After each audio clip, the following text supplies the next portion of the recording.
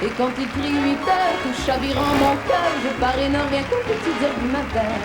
Quand je suis à temps coucou, mais autrement vous, à qui les gentils et charmants mon petit coucou. C'était la Céline Dion de son époque, mais c'était aussi une espèce de sûrement une bête de scène extraordinaire, parce que j'ai pas vu beaucoup de présence comme ça dans ma vie sur scène. C'est une star, cette femme-là. Elle a le talent d'être une artiste et elle a aussi le talent d'être une star, ce qui est deux choses différentes. Mais elle avait du swing, elle avait du pep, c'était effrayant. J'ai découvert un talent sensationnel. C'est quelqu'un d'entier, il n'y a pas une femme presque plus entière que ça. Tellement proche de ses émotions, tellement sensible, tellement émotive. Donc, très fragile. Mais c'est ce qu'elle voulait, arriver.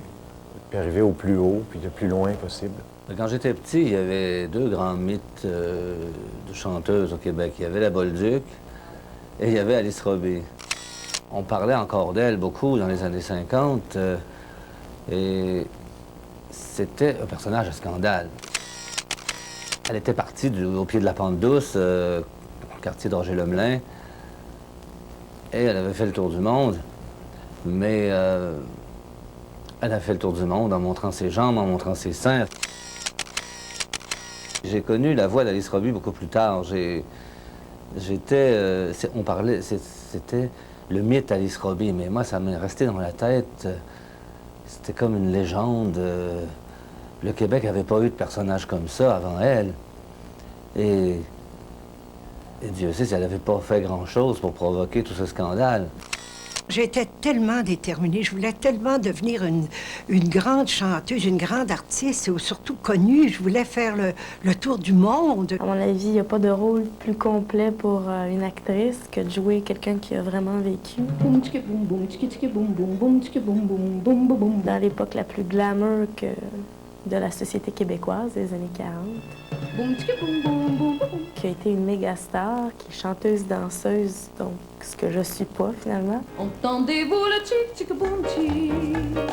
Qui a vécu, mon Dieu, toutes les émotions de la plus grande joie. Les Brésiliens, le tchic-tchic-boum-tchic. Au pire malheur. Mon défi était de rendre, avec mon instrument à moi, c'était de rendre l'être humain qu'elle était, Madame Robbie. Bientôt, je serai tout près de toi, mon chéri, et là, nous serons heureux pour toute la vie. C'était de rendre toute sa vie à travers ma voix à moi.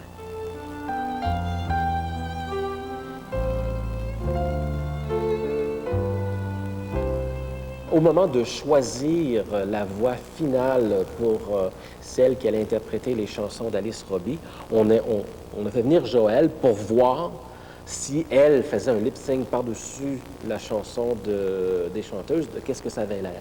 Et avec Isabelle, ça collait. Chantez en chœur, tic tic boum, tic tic boum, tic tic boum, tic boum boum boum boum boum boum boum, tic boum boum boum boum boum boum. Je trouve ça extraordinaire de voir comment, si j'avais la voix placée, ça aurait pu sonner comme ça. Ça m'a fait bizarre au début parce que j'entendais ma voix et c'était une autre personne qui chantait.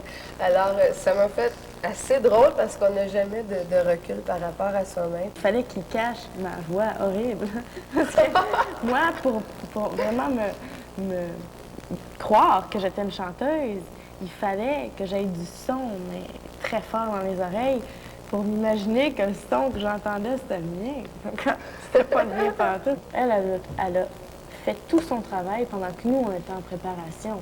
Donc, une fois que tout a été, comme on dit, dans la canne, elle est partie avec ça, puis elle pouvait juste espérer que moi, je réussisse à faire du lip-sync assez correct pour pas qu'elle aille à revenir, j'imagine. Donc, je chantais pour de vrai. Je m'époumonnais à... Il n'aurait pas fallu qu'ils s'enregistrent ça, là, le son que ça donnait. Mais c'est pour ça que ça fait vrai. Oublions demain, va! Lorsqu'elle chante dans un club et qu'il y a un orchestre assez imposant derrière, en parlant avec les producteurs, on s'est tout de suite rendu compte qu'il n'était pas question de prendre de figurants qui n'avaient jamais tenu d'instrument de musique dans leurs mains. t'aime, oui. Ça prenait absolument de vrais musiciens. Parce qu'aussitôt quelqu'un est un peu musicien, s'il voit un violon faire ça, quand la partition de violon ne joue pas, on perd toute notre crédibilité. Laisse-moi me bertir à nouveau dans tes bras pour qu'il reste de notre amour. Je devais jouer au piano, on allait voir mes mains. Et on pourrait croire que on peut faire ça avec d'autres mains. Je crois qu'il y a eu des plans où il y a eu un vrai pianiste qui a joué mes mains. Mais on voyait, il y avait des moments où on voyait mes mains, mon corps, moi qui jouais. Alors je devais apprendre comment avoir l'air d'un pianiste. Alors j'ai pris quelques cours. 3, 4.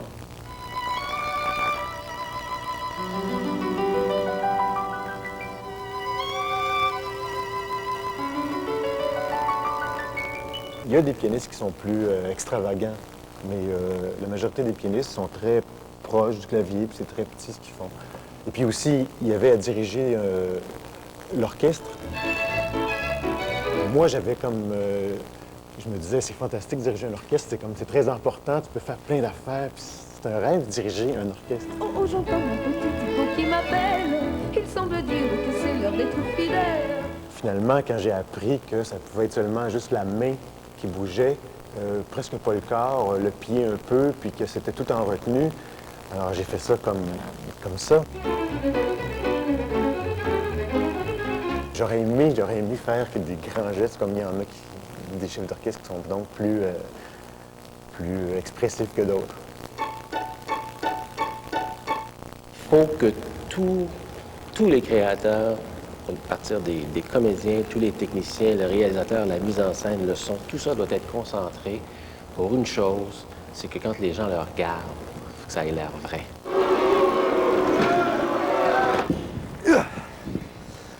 Pour répondre aux exigences du scénario, j'ai dû suivre un entraînement court mais intensif de lutte-spectacle. J'ai suivi ce cours-là avec un dénommé Richard Charland, qui est un lutteur professionnel, et qui pèse 270 livres. Moi, j'en pèse 170, et Richard était aussi mon adversaire dans la série. Ce que je peux vous dire, c'est que je lui ai collé les épaules au sol. Mais il ne faudrait pas croire pour autant que la lutte s'est arrangée.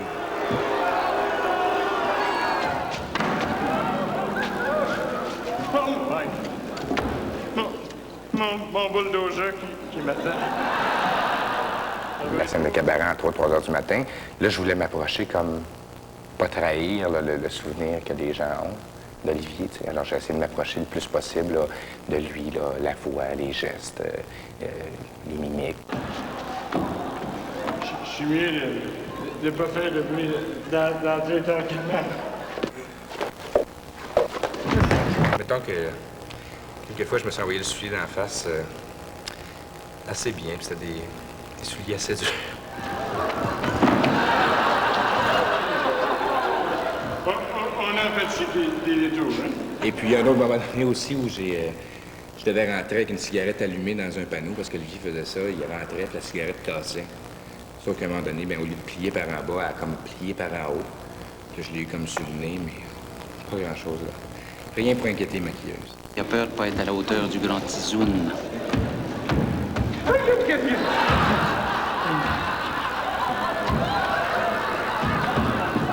Il y a Alice qui a vu la série. Et quand on s'est vu, là, elle m'a dit, ah, vous aviez un personnage assez difficile. Là, je me suis dit, oh, ouais. C'est là que la misère commence. Quand elle en parle, on sent encore l'amour qu'elle avait pour lui. Puis là, c'était comme un cadeau, là. C'est comme si elle avait fait un cadeau, là. Elle me dit, ah, merci, vous m'avez fait revivre Olivier. Ça, j'étais pas mal content. Je crois que le personnage d'Olivier Guimond est venu dans la mini-série faire exactement ce qu'il avait à faire.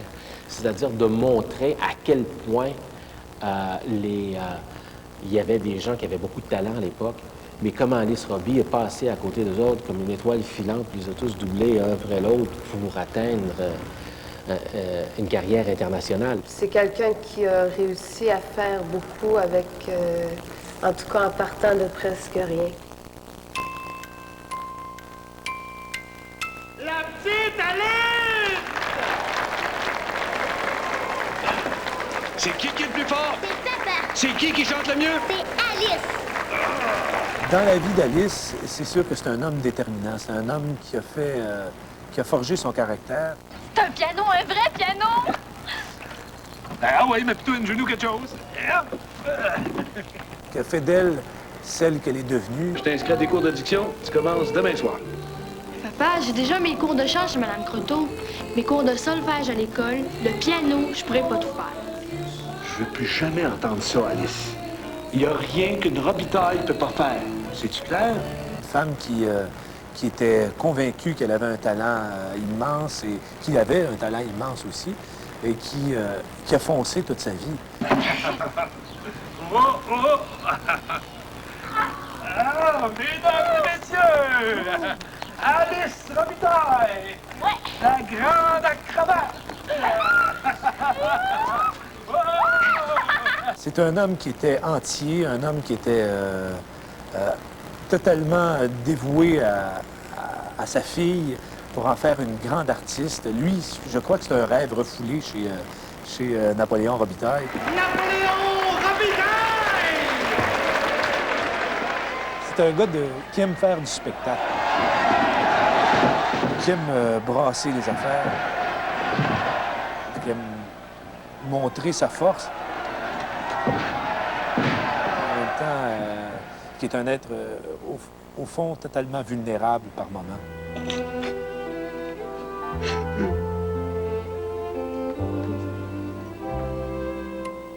On pourrait se situer en 1934, que j'ai connu Alice Robbie. J'ai vu une toute petite fille, à peu près de 10-11 ans, qui chantait pendant que les danseuses dansaient. Ben, j'ai dit, continue à chanter le plus possible. Aussi longtemps que tu continueras à chanter comme tu chantes là, tu vas faire du chemin. La petite fille a 13 ans, puis elle s'en va de Québec, elle dit à ses parents, bon, mais là, moi, je m'en vais. Fait qu'elle prend sa petite valise, elle prend sa poupée, des partitions de musique, quelques vêtements, puis elle arrive, puis elle va voir la poune au National, puis elle dit, mais je m'en viens travailler pour vous. Mais à 13 ans.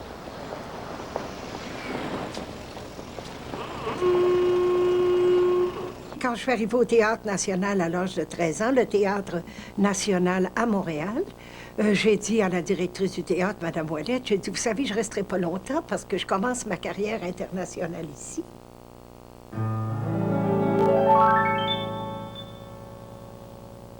J'ai décidé de m'appeler Alice Robbie. Alice avec un grec, c'est plus artistique. Puis Robbie, ben, parce que ça va être bien plus facile à retenir quand je serai rendue à Hollywood. Je vois que t'as de la suite des idées, mais en attendant d'aller faire des vues, là... Chante-nous donc ça, Alice avec un Y. Elle avait commencé à prendre le goût du théâtre. Alors j'ai dit à Alice, te rappelles-tu ce que je t'ai dit quand tu avais 11 ans? Qu'un jour, tu pourrais devenir une grande artiste. Elle dit oui. Bon, mais c'est le temps maintenant.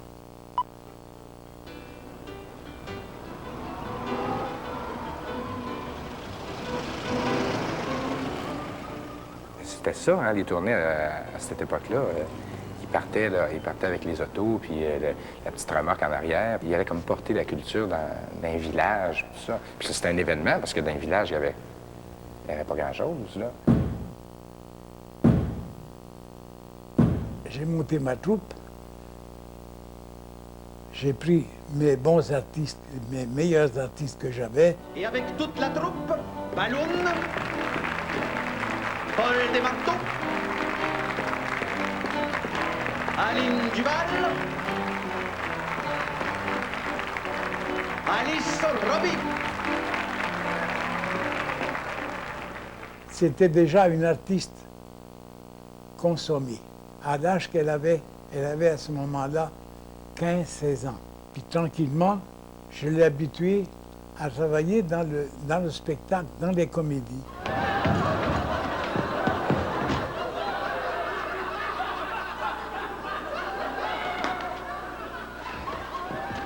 Avec Olivier Guimond. Question. Le public l'adorait.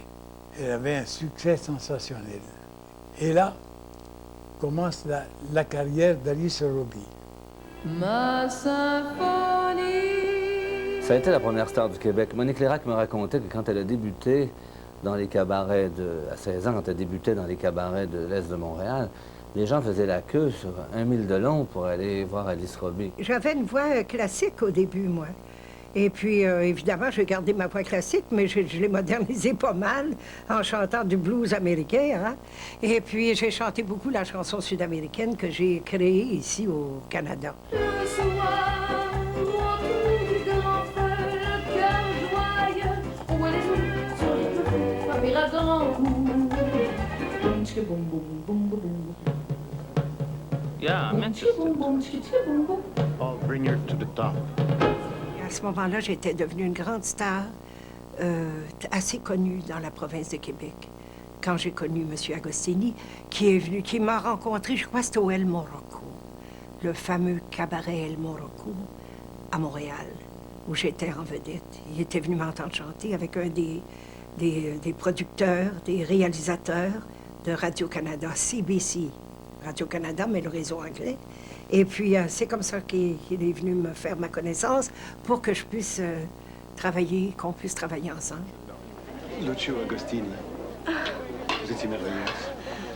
Lucio Agostini, le grand chef d'orchestre. Bravo. Et compositeur.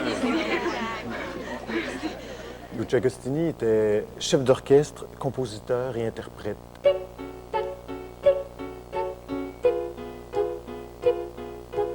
Plus souriant. C'est quelqu'un qui s'est intéressé à sa carrière aussi, et à elle en tant que femme, et à sa carrière surtout, c'est-à-dire il était un peu son Pygmalion. Otic, otic, otic. Oui. Elle avait tout le talent qu'elle avait. Otic, otic, otac. That's it. Et Lucio Agostini a peaufiné. Il l'a aidé à s'habiller, à se coiffer, à savoir comment chanter. Soigne. Otic, otic, otic, otic, otic, otac. C'est tico, tico, mais mon cœur tout le temps micmac.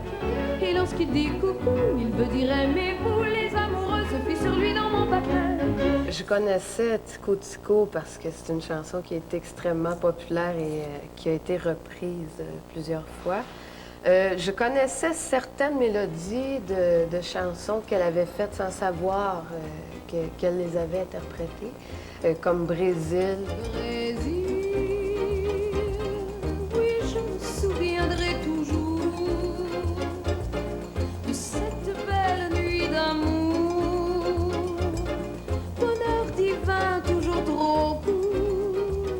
Je te tiens sur mon cœur. Je te tiens sur mon cœur. Pâle d'ivresse, ces serments amoureux ont pris ma foi. Ça, j'avais déjà entendu, peut-être même dans d'autres langues. Solamente una vez, siamo la vida. Elle avait le souci du charme et elle avait le côté velours. Amor,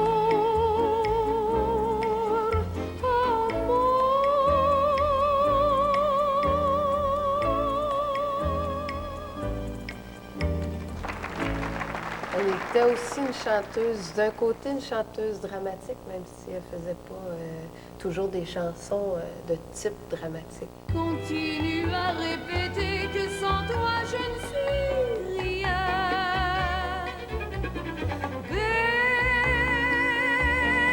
Bésame mucho.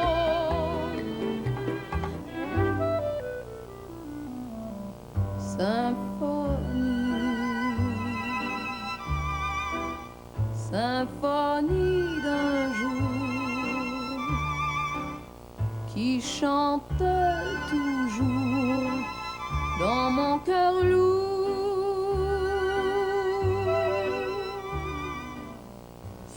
symphonie. Je trouvais ça là, tellement beau. C'est la chanson que j'aimais le plus chanter. C'est très langoureux. Ça laisse du temps là, pour... Ah, c'est vraiment beau, cette chanson-là. Avec les violons en plus. Symphonie d'un...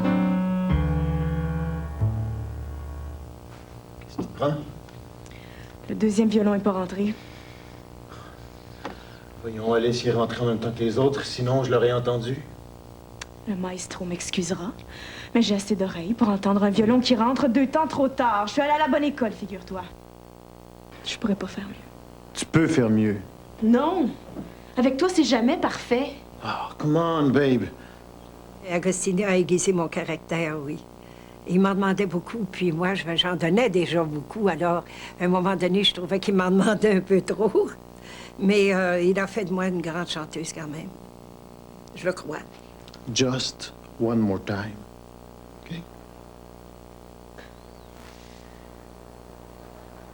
T'es vraiment un perfectionniste, toi.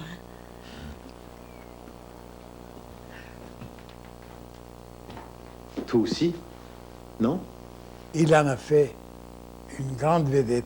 On est parti de Montréal pour aller à Toronto, et puis moi, j'ai laissé Toronto pour aller pour la BBC, chanter pour la BBC en Angleterre. Télévision. Oh tico tico tico tico tico tac, ce tico tico met mon cœur tout en micmac. Et lorsqu'il dit coucou, il veut dire aimez-vous, les amoureux se fient sur lui dans mon patin. Enfin, j'ai fait l'Europe. Après ça, je suis partie pour les États-Unis. Je chantais à Toronto, je chantais à Montréal et je chantais à New York en même temps. Là, j'étais avec NBC, CBS. Enfin, j'ai fait toutes les stations. C'était la radio. À ce moment-là, c'était la radio, hein, des années 40. Justement, les carrières à l'époque, comme Piaf, comme ça se faisait sur scène. Comme Judy Garland aux États-Unis, ces carrières se faisaient sur scène et sur disque. Oh tico tico tico tico tico tac, ce tico tico met mon cœur tout en micmac. J'avais mon avion privé parce que j'avais pas le temps d'attendre les heures d'avion. Il fallait que je chante à Montréal, Toronto et New York à toutes les semaines dans les grandes émissions, les plus grandes émissions de la radio. Ladies and gentlemen, after spectacular performances from London to New York, it is my great pleasure to present for her first appearance ever at the Hollywood Bowl, the French-Canadian singer, Alice Roby. Ah oui, c'est vrai, je me suis rendue à Hollywood pour Métro Golden Mayer, justement, MGM. J'avais un contrat, je devais passer un test, un essai pour un film, un musical, là. Et puis je l'ai passé. Oh tico tico tic, oh tico tico tac. Et j'ai entendu les mots de Metro Goldwyn Mayer qui a dit, à ce moment-là, au moment où elle enregistrait les essais de ses chansons, quand Metro Goldwyn Mayer a dit « A star is born », ça veut dire qu'une étoile vient de naître, tellement qu'elle avait du talent. Oh oh, j'entends mon petit tico qui m'appelle. Il semble dire que c'est l'heure d'être fidèle. Oh oh oh oh, on dirait que mon cœur fait crack. Tico tico tico tico tico tac. Glamorous Alice Roby. French-Canadian bombshell. Alice Roby, the goddess. Parce qu'elle avait une voix exceptionnelle au départ, mais elle a dû avoir une détermination très forte aussi. Mais elle a aussi basculé, comme j'en ai vu d'ailleurs basculer quelques autres. Sign these two. Oh, this one's left Hollywood. Oh, too bad.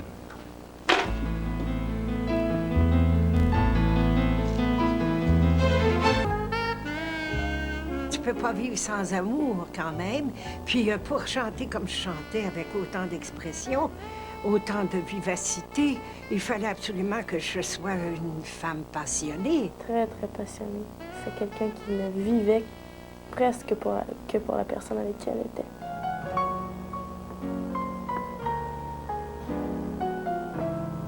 I tell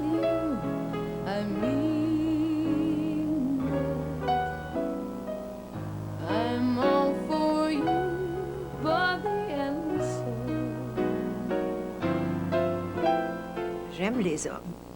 Et je suis reconnue, et on le voit dans la série, parce qu'on est allé fouiller un peu loin. Et puis, on raconte mes grands amours, mes grands romans d'amour dans la série.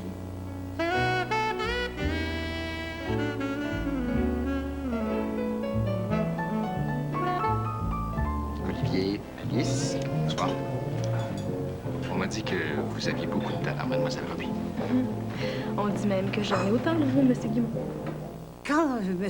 Jean Grimaldi, qui organisait les grandes tournées pour les artistes, il m'a demandé de partir du National pour aller en tournée, eh bien, c'était Olivier Guimont qui tenait le premier rôle de la comédie en tournée, puis c'est comme ça qu'il me l'a présenté. Et puis, il m'a tombé dans l'œil, puis moi, je lui ai tombé dans l'œil, moi aussi. Je pense qu'ils se fascinaient l'un l'autre. C'est devenu une belle fille, la petite Robbie. La dernière fois que je l'ai vue au National, c'est un enfant. C'est encore l'enfant, Olivier. Ce qui devait arriver arriva. On n'a pas le droit. Ce que femme veut, Dieu le veut. Elle tomba en amour. L'amour, bon, là, tu sais, on dit, ah oui, c'était des stars et tout ça. Oui, mais c'était du vrai monde aussi, là.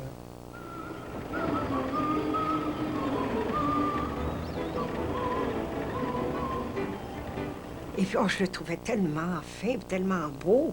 Mais j'avais 16 ans, j'allais avoir 17 ans bientôt. Elle était adolescente.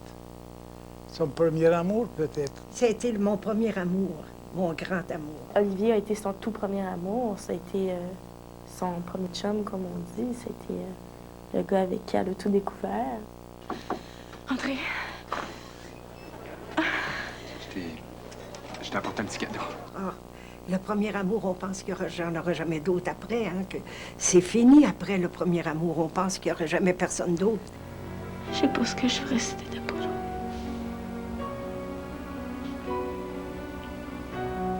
Elle aimait cet homme-là. C'était un homme à aimer, par exemple, Olivier Guimont, là. Je dis qu'il n'y a pas de femme qui aurait pas mis sa valise en dessous de son lit. C'était un homme charmant.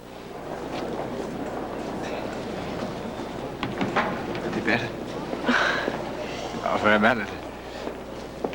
La coiffure, le costume tailleur. Tout. Ah, Olivier Guimont, ce grand comique québécois. C'était un être extraordinaire, Olivier Guimont. C'était un tempérament tout à fait spécial. Il était comique sur la scène, mais il ne l'était pas dans sa vie privée. Il était plutôt morose dans sa vie privée. Là, ils veulent que je fasse la comique. Je trouve plus ça drôle. Si je trouve plus ça drôle, le monde trouvera plus ça drôle. C'était pas quelqu'un qui faisait des blagues. C'était pas un comique de salon. Là. Il faisait pas... C'est quelqu'un qui était très triste dans la vie, qui avait beaucoup de peine et qui pleurait facilement. Tu travaillais avec Agostini aujourd'hui? Oui. On n'a pas arrêté de la journée. Ni de la soirée, on dirait. J'avais déjà demandé à Alice, bon, par rapport à ces deux grands amours qui ont été Olivier et Lucio.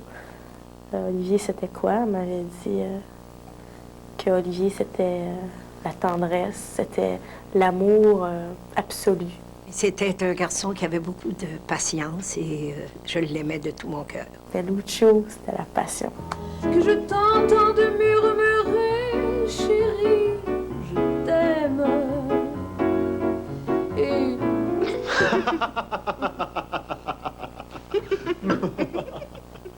Peut-être qu'avec Olivier, c'était un peu moins passionné, mais beaucoup plus tendre. Mais avec Lucio, c'était la passion.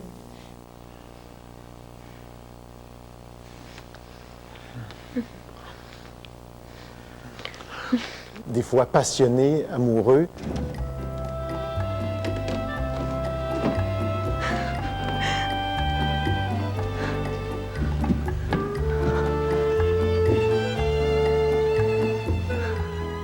Et des fois passionné dans la colère, dans le rejet de l'autre. de l'un et l'autre. C'est moi, le chef d'orchestre. Ben, dirige. Souvent, ils étaient comme ça, ces deux-là. Ils pouvaient s'engueuler. Oh, toi. Ça fait 2 semaines que je suis revenue d'Europe. 2 semaines que je t'attends. Se lancer des objets par la tête et la journée d'après, redevenir très amoureux et très chaleureux entre eux. J'ai hâte de te voir. Moi aussi. Accompagné par Lucio Agostini. Non, par Gabriel Ruiz, le chef d'orchestre mexicain. C'est vrai la rumeur qui veut qu'Agostini soit à l'instance de divorce?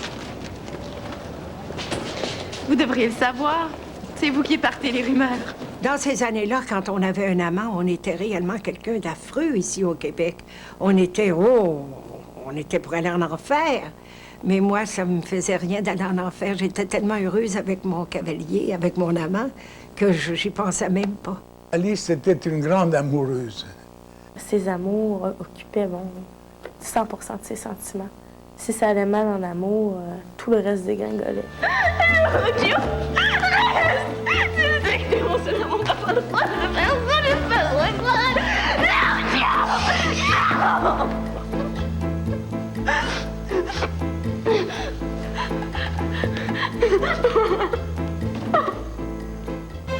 J'ai pas eu d'enfance, j'ai pas joué, j'ai toujours étudié, j'ai toujours travaillé. Elle travaillait très fort. D'abord, c'est ça qui l'a fatiguée, qui a progressé la maladie qu'elle avait. Il y a bien des fois où Alice dit à ses proches, j'en peux plus, je suis fatiguée. Pourquoi tu t'énerves? Parce que j'ai acheté cet appartement-là pour son jardin, puis que j'en profite jamais. Je passe mes journées à répéter, j'en peux plus. Je me sens seule. J'ai beau chanter dans le monde entier, je me retrouve toujours toute seule la nuit dans ma chambre d'hôtel. C'est trop dur, je serais pas capable. Oh, j'ai peur, Olivier.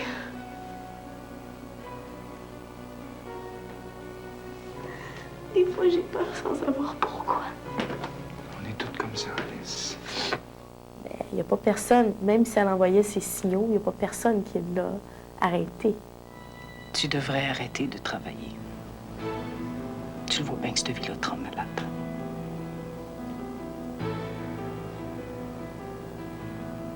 Tu la convaincras jamais, maman. Personne peut convaincre Alice Robbie d'arrêter. Même Alice Robitaille n'est pas capable. Et quand elle s'est elle-même arrêtée, il était trop tard.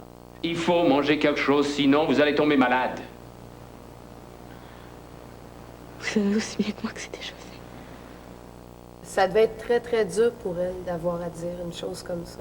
Parce que c'était de renoncer à tout ce dont elle avait rêvé, à tout ce dans quoi elle mettait sa force dans sa vie. J'ai été très malade et j'ai été hospitalisée 5 ans et demi dans un hôpital psychiatrique. Ma fille à Saint-Michel-Archange. C'est un asile, site. Gentil, t'es capable.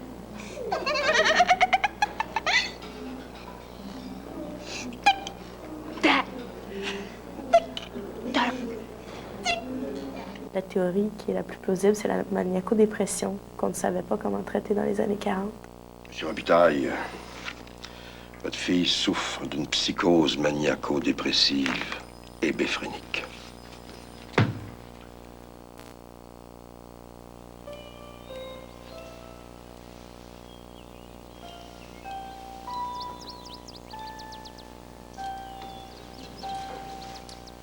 Es-tu consciente de ce qui se passe? Elle a des moments de lucidité où elle est très malheureuse. Faut que tu me fasses sortir d'ici.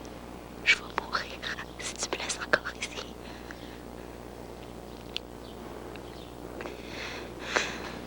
Emmène-moi avec toi, papa. Va-t'en pas sans moi. Emmène-moi. Je peux pas, Alice. Toutes les fois où j'ai eu à aborder cette scène-là, j'ai été profondément bouleversé. Parce que c'est un moment de vie réelle, de drame profond. Et quand on sait que ça a été vécu, vraiment, cette histoire-là, c'est bouleversant. Alors tout ça, là, j'ai subi une lobotomie, j'ai eu des électrochocs, j'ai subi toutes ces choses-là à l'hôpital psychiatrique. Et puis ces scènes-là, j'ai pas pu les regarder.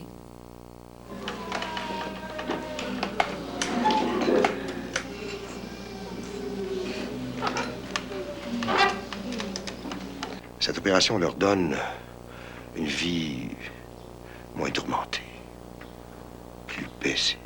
Ce moment-là, pour moi, est un moment d'intense déchirement pour Napoléon Robitaille, parce que c'est un moment où on se sent impuissant devant des gens qui nous manipulent, et je crois que le trouble que ressent Polo à ce moment-là, c'est inexplicable.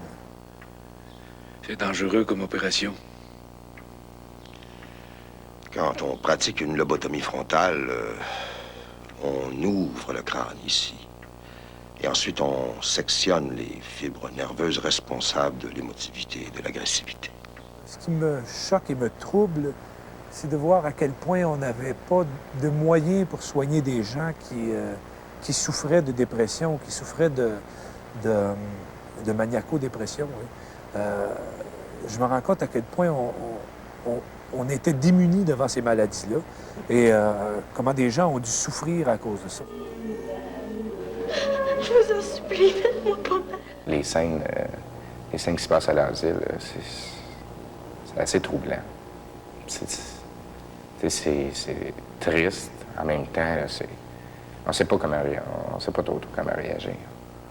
C'est pas tout triste à un point que ça va rendre les gens malheureux, parce qu'il y a des choses très joyeuses, des bonheurs dans cette vie-là. Il y a des grandes joies, il y a des grands malheurs aussi, puis on les raconte aussi. Mais il y a aussi des grandes victoires, parce qu'après le grand malheur de rentrer dans un hôpital psychiatrique, Alice Roby a passé à travers. Elle a vécu avec des préjugés qui l'entouraient beaucoup pendant un certain nombre d'années, mais elle est redevenue Alice Roby. Elle a gagné la bataille.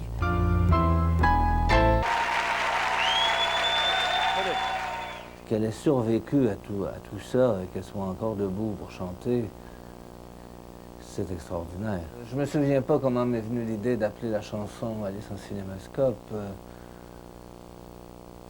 Cinémascope, évidemment, c'est géant, c'est écran géant, c'était un personnage plus grand que nature.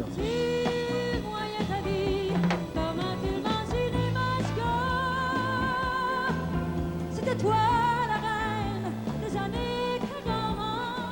Je l'ai proposé à Diane Dufresne, et Diane a dit, je vais l'appeler pour... a dit, j'ai envie de la chanter, la chanson, mais je veux parler à cette femme-là avant de chanter sa vie. Et donc, Diane lui a téléphoné, et de chez moi, et elle lui a parlé une demi-heure au téléphone. Et je me souviens, quand elle a raccroché le téléphone, elle m'a dit, elle me fait tellement penser à moi quand elle parle. Et là, il fallait que je lui fasse entendre la chanson. Et je me souviens, elle était assise au milieu du salon, j'avais offert à boire, elle avait pris un verre de cognac, et je n'oublierai jamais, elle était assise comme ça avec son verre de cognac, et elle a écouté la chanson. Et là, tout à coup, elle a eu une grosse larme qui a coulé sur sa joue. Puis elle m'a dit, comment ça se fait, toi qui es si jeune, que tu connais tout ça? Elle dit, c'est vrai qu'il y avait le maire puis la mafia qui venaient me voir chanter, que tout le monde était là. Elle dit, t'as vu ce soir que quand je chante dans les clubs de la Maine, c'est encore moi la reine. Comme beau quand il chantait, tico, tico, tico. Les nuits de Montréal valaient bien celles de la place Pigalle. Cette chanson-là, la Alice en cinémascope, pour moi, elle n'est pas seulement sur la vie d'Alice, mais elle est sur un peu ce que fait le métier de star, le métier de chanteuse, le métier de star à quelqu'un de tout simple, qui vient d'un milieu tout simple et qui, parce qu'il a ou qu'elle a une voix exceptionnelle, devient du jour au lendemain un mythe. La première star du Québec. Et se met à croire à son mythe et souvent connaît ensuite des moments très durs à vivre parce que la réalité ne suit pas toujours le mythe en question. Parfois, c'est un peu difficile pour l'être humain qu'on est, parce qu'on joue aussi avec une personnalité qui est très forte, et en même temps, on reste quand même un être humain. Je pense que toute chanteuse débutante devrait écouter cette chanson-là, parce que on vit de plus en plus dans un monde où les gens sont mis sur un piédestal une journée et descendus de leur piédestal 3 ans plus tard. Mesdames, messieurs, la voici, Alice Robbie! Un jour, Diane Dufresne l'a invitée à venir faire une apparition dans un grand show qu'elle faisait pour les fêtes de la Saint-Jean dans le Vieux-Port de Montréal, où il y avait 400 000 personnes. Et donc, Diane chantait Alice en cinémascope, et au milieu de la chanson, Alice Robbie apparaissait et chantait 1 minute de Tico Tico, une ovation monstre de la foule.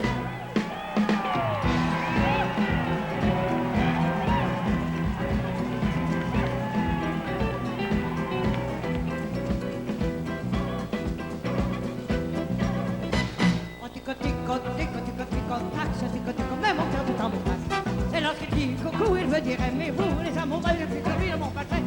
Et quand écrit 8 heures, que j'avais en mon cœur, je parais de mes coucou.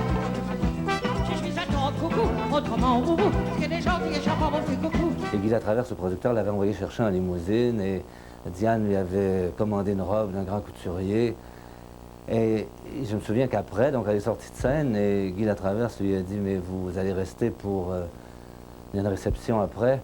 Elle a dit « Oh non, je ne peux pas, j'ai un engagement ce soir, je chante au Rialto. Où est ma limousine ?» Et elle est repartie, c'était 24 juin, elle est repartie chanter au Rialto.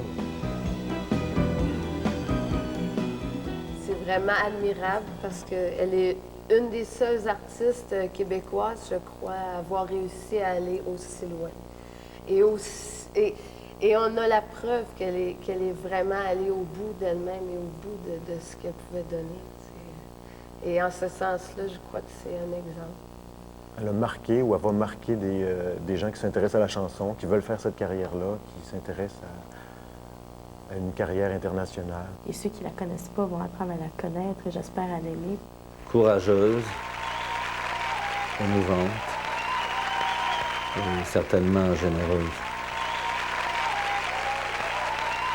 Alors ça donne ce que ça a donné pour Madame. Ils deviennent des étoiles. Toute seule chez nous, avec moi-même, tassée d'un coin par mes problèmes.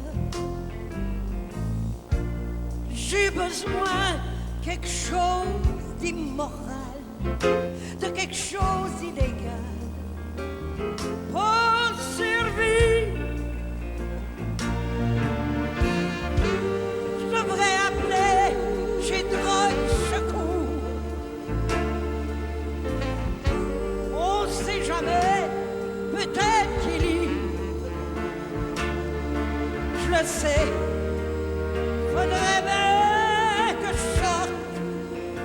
Oui, même les blues passent plus en bas.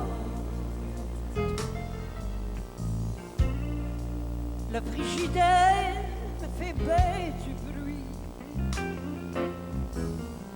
C'est parce qu'il est vide, puis moi aussi. Le téléphone, c'est tout le contraire. Je voudrais qu'il sonne, mais lui veut se taire. Que le client m'emporte s'il veut asseoir. Ça serait bien plus le fun d'être en enfer qu'ici. Je le sais, faudrait bien que je sorte. Oui, mais les blues passent plus d'en bas. Je suis sûr qu'on a bien du fun dehors. C'est plein de beaux gars pis de poissons des bords. J'aurais juste à me lever pis à tourner la maudite poignée.